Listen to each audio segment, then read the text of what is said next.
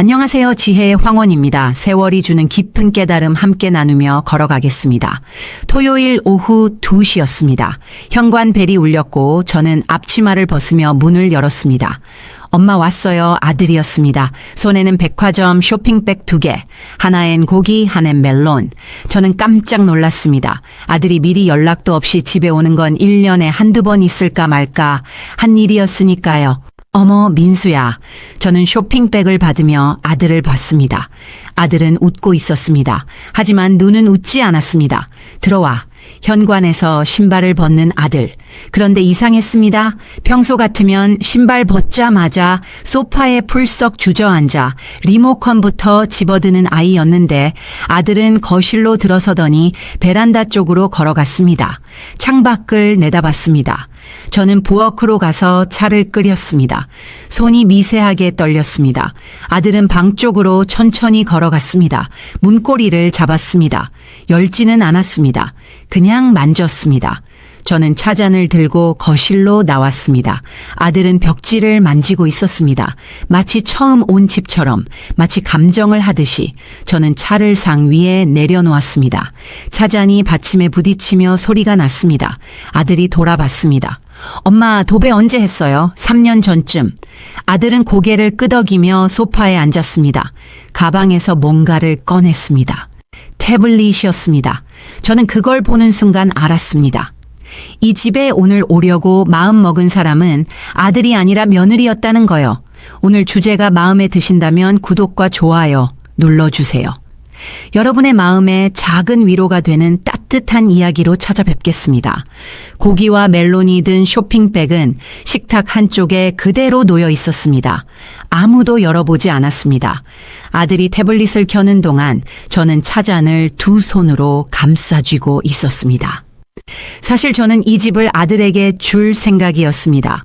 아니, 생각이 아니었습니다. 당연한 수순이었습니다. 결혼하고 이 집에 들어온 날부터 그렇게 믿고 살았습니다. 이 집은 언젠가 민수 거야. 남편이 살아계실 때 명절날 민수네 식구가 왔습니다. 며느리가 상을 차리다 말고 물었습니다. 아버님, 나중에 이 집은 민수 씨한테 물려주실 거죠? 남편은 웃으며 고개를 끄덕였습니다. 그럼 아들이잖아. 그때 저는 옆에 앉아있던 딸 소연이의 표정을 봤습니다. 순간 굳어지는 얼굴, 섭섭한 기색이 역력했습니다. 하지만 아무 말도 하지 않았습니다. 왜냐하면 그게 당연했으니까요. 아들은 집을 받는 것, 딸은 시집 갈 때 살림장만 받는 것, 친정 재산까지 나눠받는 건 욕심이라고 배웠으니까요. 우리 세대는 그렇게 살았습니다. 그래서 저는 30년 동안 한 번도 다르게 생각해 본 적이 없었습니다.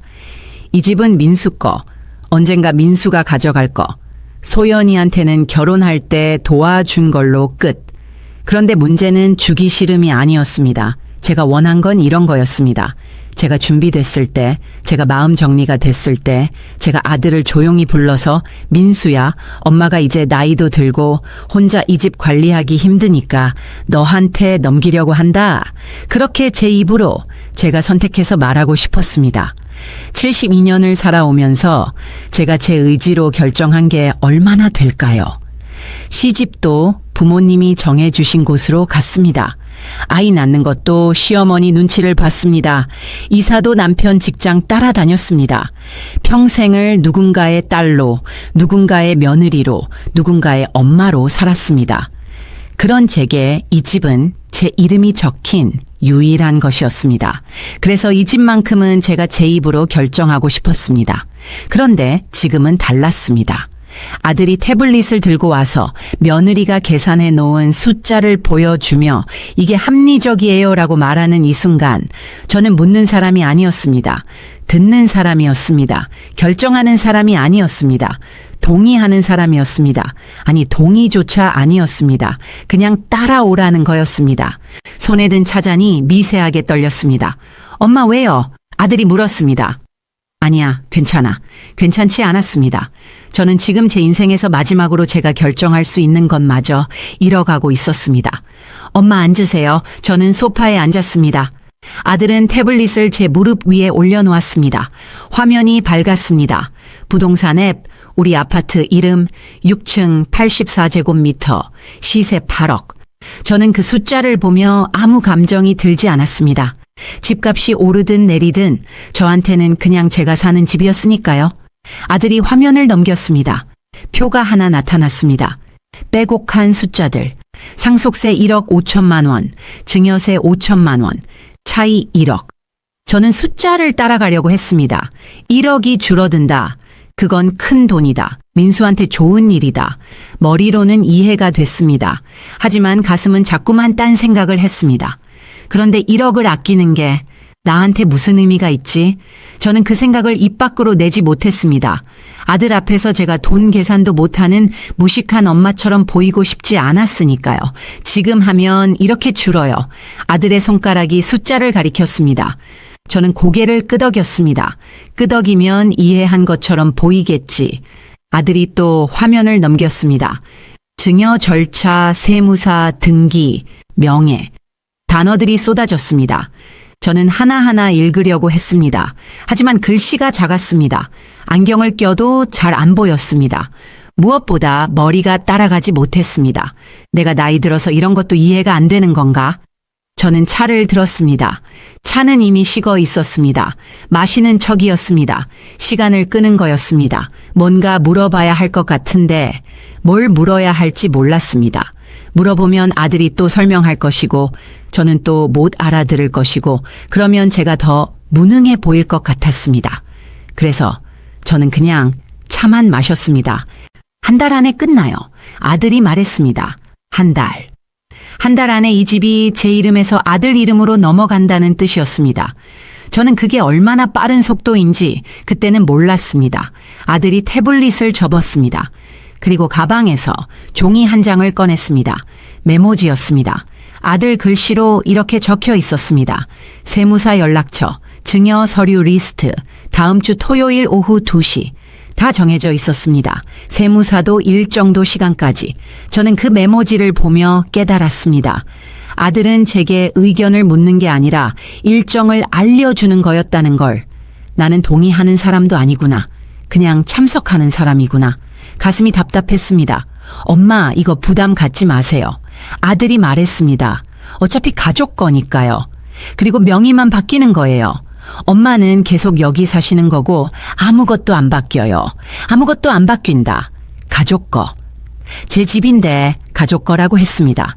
제 이름인데 우리 거라고 했습니다. 명의만 바뀌는데 아무것도 안 바뀐다고 했습니다.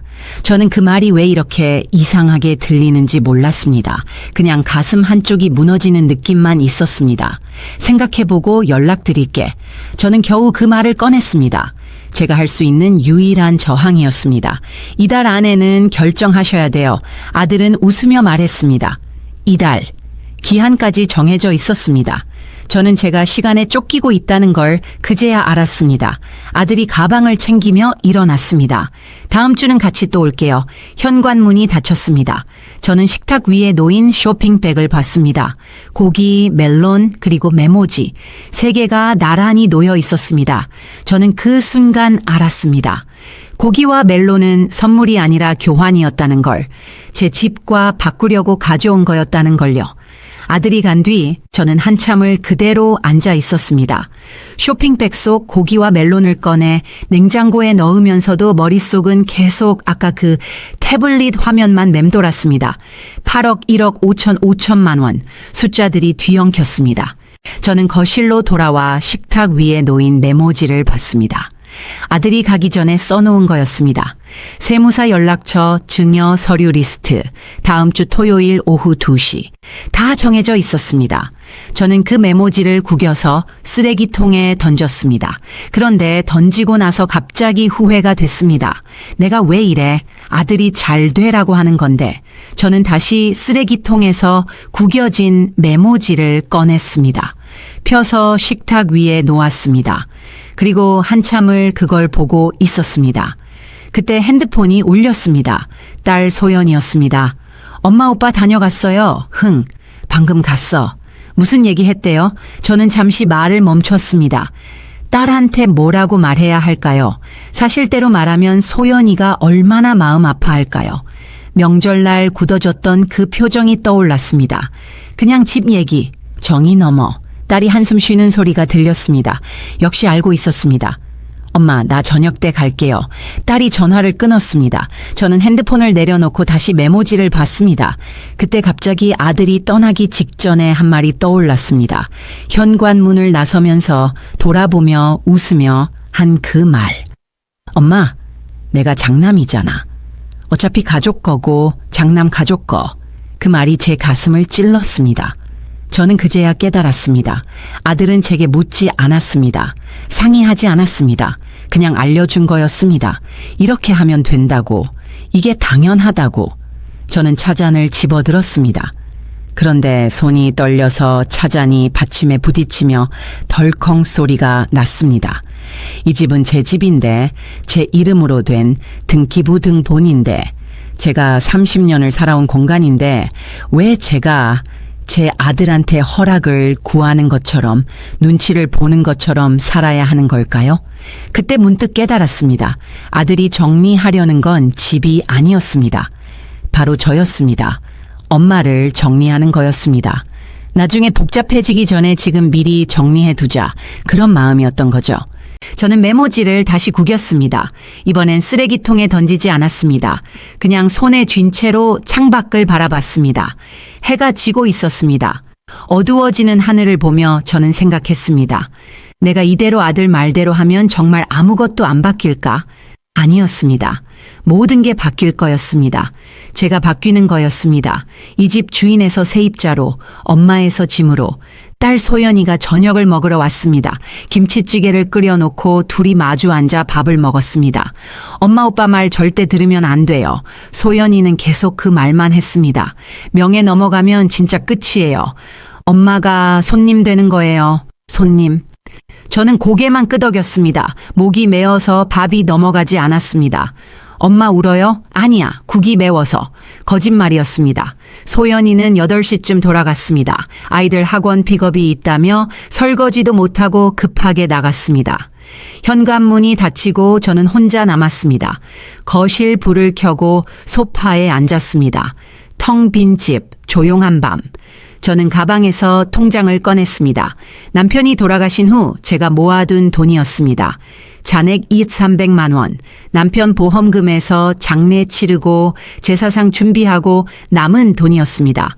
한 달 생활비가 100만 원, 병원비까지 하면 130.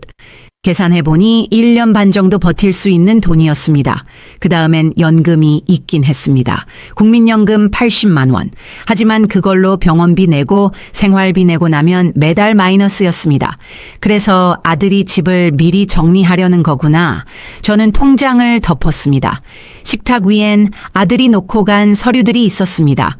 증여 계약서 샘플, 세무사 명함, 부동산 시세 프린트. 저는 그걸 한 장 한 장 넘겨봤습니다. 글씨가 작았습니다.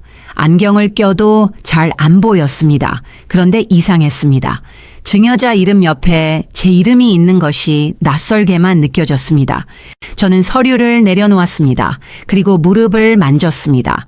요즘 날씨가 추워서인지 무릎이 자주 쑤셨습니다.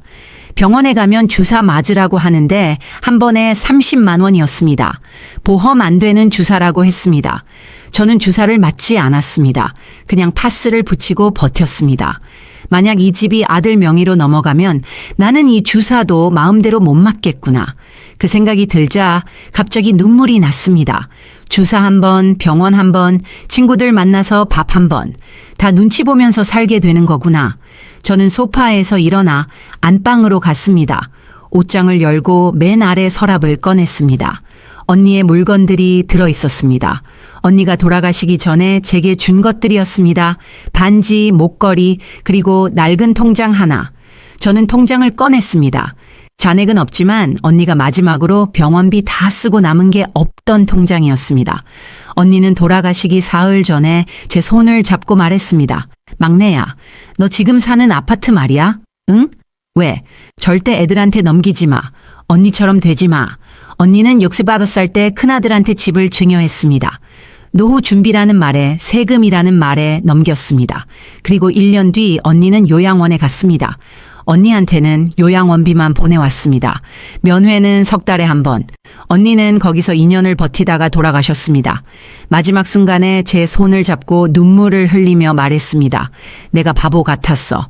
집만 안 넘겼어도 내가 아파서 요양원에 누워 있을 때 애들이 나한테 이러지 않았을 거야. 그때 저는 믿지 않았습니다. 언니 아들이 그럴 리 없어. 언니가 오해한 거야. 지금은 알았습니다.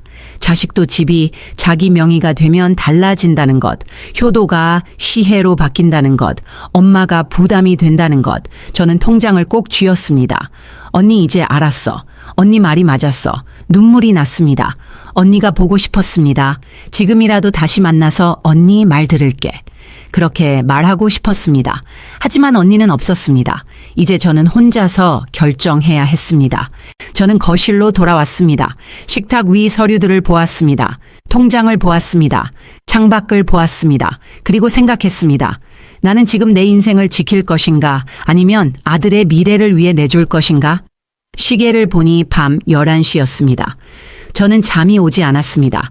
아니, 잠들고 싶지 않았습니다. 자고 일어나면 다시 결정해야 할 것 같아서. 그날 밤 저는 새벽 3시까지 소파에 앉아 있었습니다. 이튿날 아침 저는 복지관에 전화했습니다. 전화를 걸기 전부터 목이 바짝 말랐습니다.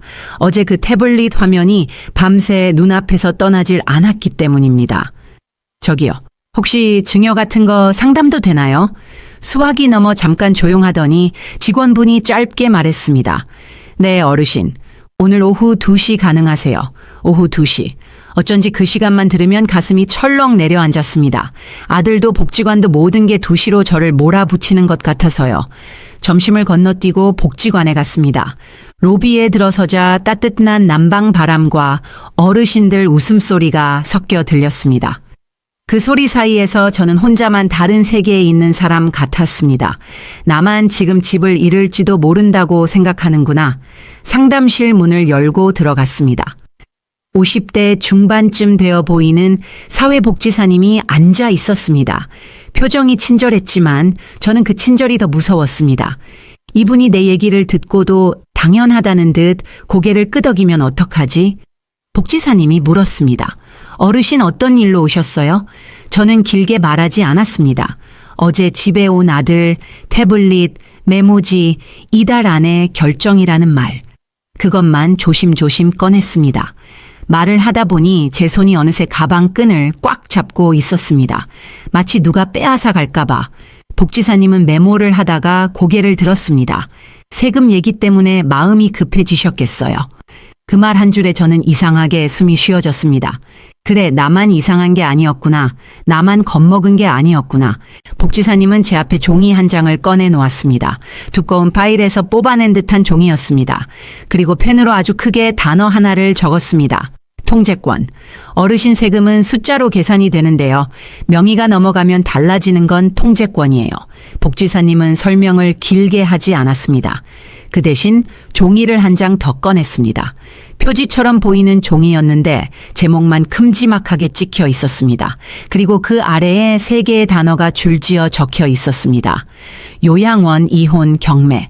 복지사님은 그 단어들을 손가락으로 짚어 보였습니다. 저는 그 순간 종이가 아니라 제 목이 눌리는 느낌이 들었습니다. 말보다 단어가 더 무서울 때가 있더군요. 복지사님이 첫 번째 단어 옆에 작은 글씨로 적힌 한 줄을 읽어주었습니다. 긴 설명이 아니었습니다. 정말 한 줄이었습니다. 집을 넘긴 뒤 자녀가 집을 정리하고 어르신이 요양원으로 가신 사례요. 저는 침을 삼켰습니다. 목구멍이 아팠습니다. 복지사님은 두 번째 단어를 가리켰습니다. 자녀가 이혼을 하면서 집이 재산 목록에 들어가 분쟁이 생긴 경우도 있고요. 저는 손바닥에 땀이 찼습니다. 딸 소연이의 얼굴이 스쳤습니다. 딸도 마찬가지라는 말이 갑자기 현실처럼 다가왔습니다. 마지막 단어 경매. 복지사님이 말없이 그 글자만 톡 두드렸습니다. 그 작은 동작 하나가 어제 아들이 태블릿을 넘기던 손가락보다 더 크게 느껴졌습니다. 명의가 자녀 쪽으로 가 있으면요. 자녀에게 문제가 생길 때 집도 같이 흔들릴 수 있어요. 복지사님은 여기서 말을 멈췄습니다. 저를 몰아붙이지 않았습니다. 대신 저에게 시간을 주었습니다. 저는 종이 위 단어들을 바라보다가 아주 작은 목소리로 물었습니다. 그럼 저는 어떻게 해야 하나요? 복지사님이 파일에서 또 다른 자료를 꺼냈습니다. 주택연금이라고 들어보셨어요? 주택연금. 집은 어르신 명의에 그대로 두고 매달 연금 받는 거예요. 어르신이 돌아가시면 그때 정산하는 거고요. 그게 가능해요? 네, 정부 제도예요. 한국주택금융공사에서 해요. 사회복지사님이 계산기를 두드렸습니다. 어르신 집이 8억이면요. 72세 기준으로 매달 160만 원 정도 나와요. 160만 원. 제 연금 80만 원에 더하면 240만 원. 그럼 제가 아들한테 안 줘도 되는 거예요. 안 주는 게 아니라 못 주는 거예요. 주택연금 설정하면 증여도 매매도 안 돼요. 못 준다. 그 말이 저를 자유롭게 했습니다. 어르신 집은요, 세금 절약하려고 있는 게 아니에요. 어르신 존엄 지키려고 있는 거예요. 존엄. 그 단어가 제 가슴을 두드렸습니다. 말이 나오지 않았습니다. 나오는 건 한숨뿐이었습니다. 복지관을 나와 버스 정류장에 섰습니다. 찬바람이 얼굴을 쳤는데도 이상하게 정신이 맑아졌습니다. 저는 가방에서 핸드폰을 꺼냈습니다. 검색창에 세 글자를 쳤습니다. 주택연금. 화면에 글이 쏟아졌습니다. 그런데 이번엔 어제처럼 숫자가 저를 위협하지 않았습니다. 오히려 길처럼 보였습니다. 버스가 한 대 지나갔고 또 한 대가 지나갔습니다. 저는 타지 못했습니다. 발이 안 움직인 게 아니라 마음이 먼저 멈춰서 있었습니다. 내가 아직 내 인생을 지킬 수 있구나. 그 생각 하나가 그날 제 안에서 처음으로 따뜻하게 살아났습니다. 그날부터 저는 주택연금에 대해 공부하기 시작했습니다. 복지관에서 받은 자료를 읽고 인터넷으로 검색하고 한국주택금융공사 홈페이지에서 계산기를 돌려봤습니다. 제 8억, 제 나이 72세, 매달 160만 원, 숫자가 정확히 나왔습니다. 저는 그 숫자를 종이에 적어봤습니다. 기존 연금 80만 원, 주택연금 160만 원, 240만 원, 240만 원. 한 달에 240만 원이면 생활비도 병원비도 친구들 만나서 밥 먹는 돈도 충분했습니다.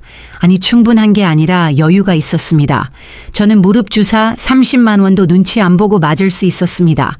가끔 백화점 가서 옷도 한 벌 살 수 있었습니다.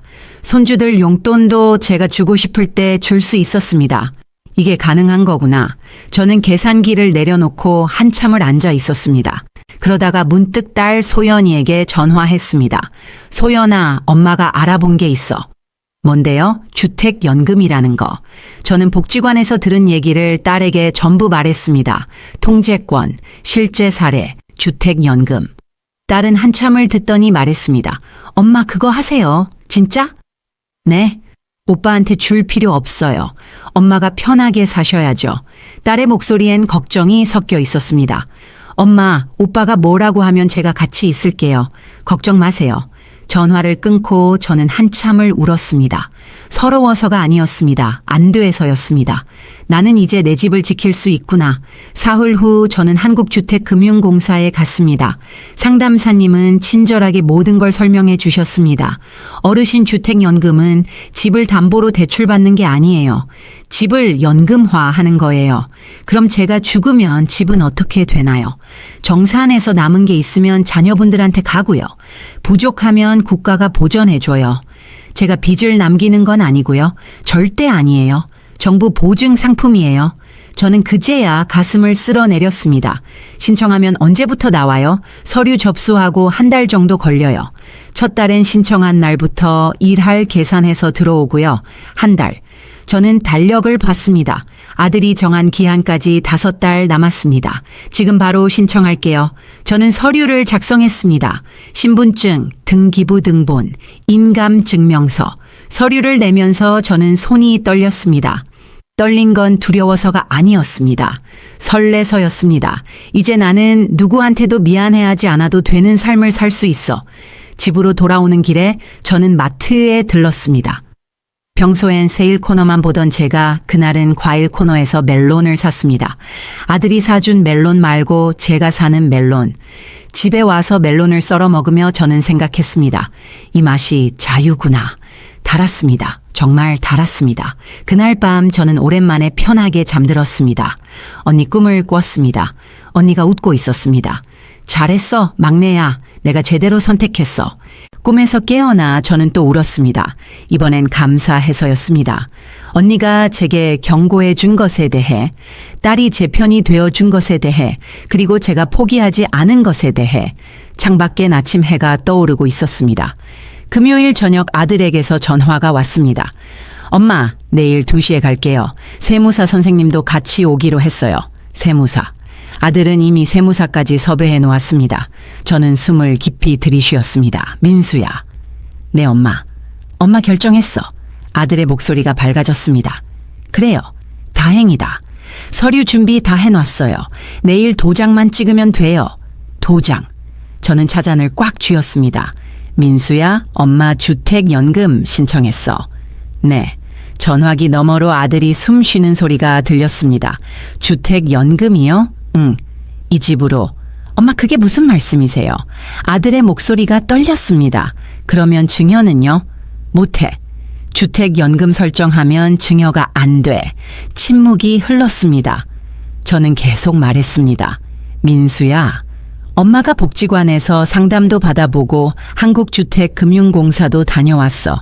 이게 엄마한테 제일 좋은 방법이더라. 엄마, 아들의 목소리가 낮아졌습니다. 세금은 어떻게 하시려고요? 나중에 상속세로 1억 5천 나온다니까요. 그건 그때 가서 생각해 볼게. 그때요? 엄마, 그땐 늦어요. 저는 입술을 깨물었습니다. 민수야, 이 집은 엄마 노후를 지키는 방패야. 방패. 남편이 쓴 그 단어, 언니가 말한 그 의미. 저는 그걸 이제야 아들한테 말하고 있었습니다. 엄마가 이 집 명의를 지키고 있어야 엄마가 편하게 살 수 있어. 편하게요? 주택연금으로 매달 돈도 나오고 집도 엄마 이름이고 그게 엄마한테는 가장 안전한 거야. 엄마, 저 믿으시는 거 아니에요? 그 말이 나왔습니다. 예상했던 말이었습니다. 민수야, 엄마가 널 안 믿는 게 아니야. 그럼요. 엄마가 엄마 자신을 지키는 거야. 너도 언젠가는 알게 될 거야.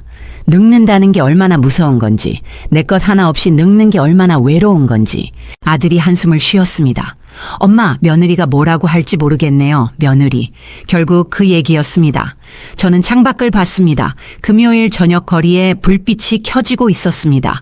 차잔을 내려놓으며 저는 말했습니다. 민수야, 며느리한테 미안하다고 전해. 하지만 이건 엄마 결정이야. 아들이 다시 한숨을 쉬었습니다. 전화기 너머 뭔가 움직이는 소리가 들렸습니다. 아들이 자리에서 일어나는 소리 같았습니다. 그럼 내일 오는 거 취소할게요. 이미 세무사 선생님 상담 예약까지 다 잡아놨는데. 침묵이 흘렀습니다. 저는 숨을 깊이 들이쉬었습니다. 그럼 엄마 다음에 연락드릴게요. 다음에 언제가 될지 모르는 그 다음. 그래, 건강 챙기고. 저는 그 말밖에 할 수 없었습니다. 네, 전화가 끊겼습니다. 저는 한참을 핸드폰을 들고 앉아 있었습니다. 가슴이 아팠습니다. 아들과 싸워서가 아니었습니다. 아들이 제보다 세금을 더 걱정한다는 걸 확인했기 때문이었습니다. 하지만 저는 후회하지 않았습니다. 제가 한 선택이 옳다는 걸 알았으니까요. 저는 핸드폰을 내려놓고 창밖을 봤습니다. 금요일 저녁 거리엔 불빛이 켜지고 있었습니다. 사람들은 각자의 삶을 살고 있었습니다. 저도 이제 제 삶을 살기로 했습니다. 누구 눈치 보지 않고. 그 후 석 달이 지났습니다. 아들은 전화하지 않았습니다. 저도 먼저 전화하지 않았습니다. 딸 소연이가 중간에서 걱정했습니다. 엄마 오빠한테 연락해보세요. 괜찮아. 민수도 생각할 시간이 필요할 거야. 저는 그동안 제 삶을 살았습니다. 주택연금이 첫 달에 들어왔습니다. 160만 원. 통장에 찍힌 그 숫자를 보며 저는 울었습니다. 이게 내 힘이구나. 병원에 가서 무릎 주사를 맞았습니다. 친구들 만나서 밥도 사고 커피도 세냈습니다. 백화점에 가서 옷도 한 벌 샀습니다. 제가 좋아하는 하늘색 블라우스였습니다. 그걸 입고 거울을 보니 제가 살아있다는 게 느껴졌습니다. 4달째 되던 어느 토요일 현관벨이 울렸습니다. 아들이었습니다. 엄마. 민수야. 우리는 한참을 서로를 보고만 있었습니다. 아들의 얼굴은 석 달 전보다 수척해 보였습니다. 저도 마찬가지였을 겁니다. 들어와. 아들은 조심스럽게 들어왔습니다. 현관에서 신발을 벗는 동작이 느렸습니다. 손엔 아무것도 들지 않았습니다. 고기도 없었습니다. 멜론도 없었습니다. 그냥 맨손으로 왔습니다. 거실로 들어선 아들이 주위를 둘러봤습니다. 석 달 전 그날처럼 벽지를 만지거나 창밖을 보지는 않았습니다. 그냥 서 있을 뿐이었습니다. 엄마 잘 지내셨어요? 흥, 잘 지냈어? 아들은 소파에 앉았습니다. 예전처럼 풀썩 주저앉지 않았습니다. 조심스럽게 가장자리에 앉았습니다. 마치 손님처럼요. 엄마, 주택연금 잘 나오고 있어요? 흥, 잘 나와. 저는 테이블 위에 리모컨을 정리하며 말했습니다. 아들은 제 손을 보고 있었습니다. 그럼 생활하시는데 불편한 거 없으세요? 없어. 오히려 편해졌어. 아들이 고개를 끄덕였습니다. 입술을 한번 깨물었습니다. 뭔가 말하려다 참는 것 같았습니다. 엄마, 응,